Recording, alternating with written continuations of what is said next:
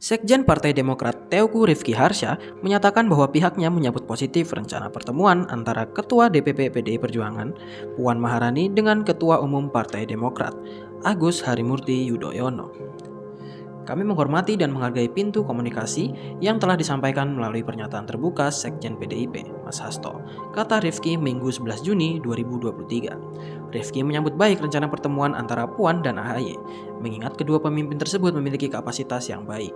Dua pemimpin muda yang melihat ke masa depan dan hari esok yang lebih baik bagi bangsa dan negara kita, ujarnya.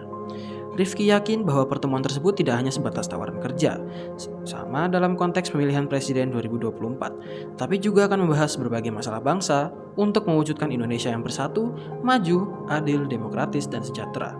Sebelumnya pada hari Sabtu 10 Juni, Sekjen PDI Perjuangan Hasto Kristianto mengungkapkan rencana pertemuan antara Puan dan AHY sambil menegaskan bahwa pihaknya akan tetap menghormati etika politik dalam kerangka kerjasama antar partai. Hal ini mengingat Partai Demokrat saat ini berada dalam koalisi bersama Partai Nasdem dan PKS. Nanti Mbak Puan akan bertemu dengan Mas AHY untuk melakukan dialog, kata Hasto di Tanjung Priok, Jakarta. Rencana pertemuan tersebut muncul beberapa hari setelah AHY disebut oleh Puan sebagai salah satu calon yang dipertimbangkan oleh PDI Perjuangan untuk menjadi calon wakil presiden yang mendampingi Ganjar Pranowo. Selain AHY, sejumlah nama lain yang disebut oleh Puan adalah Menteri Koordinator Bidang Politik, Hukum dan Keamanan Mahfud MD, Menteri BUMN Erick Thohir, Menteri Pariwisata dan Ekonomi Kreatif Sandiaga Uno, Menteri Koordinator Bidang Perekonomian sekaligus Ketua Umum Partai Golkar Erlangga Hartarto, serta Gubernur Jawa Barat Ridwan Kamil.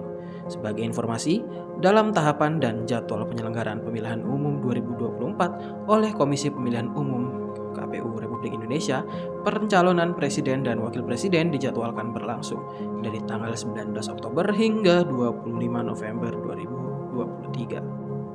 Undang-Undang Nomor 7 Tahun 2017 tentang Pemilihan Umum mengatur bahwa pasangan calon presiden atau wakil presiden diusulkan oleh partai politik atau gabungan partai politik. Peserta pemilu yang memenuhi persyaratan perolehan kursi paling sedikit 20% dari jumlah kursi DPR RI atau memperoleh 25% dari suara sah secara nasional pada pemilu anggota DPR sebelumnya. Saat ini terdapat 575 kursi di parlemen, sehingga pasangan calon presiden dan wakil presiden untuk Pilpres 2024 harus didukung oleh partai politik atau gabungan partai politik yang memiliki minimal 115 kursi di DPR RI atau partai politik atau gabungan partai politik yang pada pemilu 2019 memperoleh total suara sah sekurang-kurangnya 34.992.703 suara.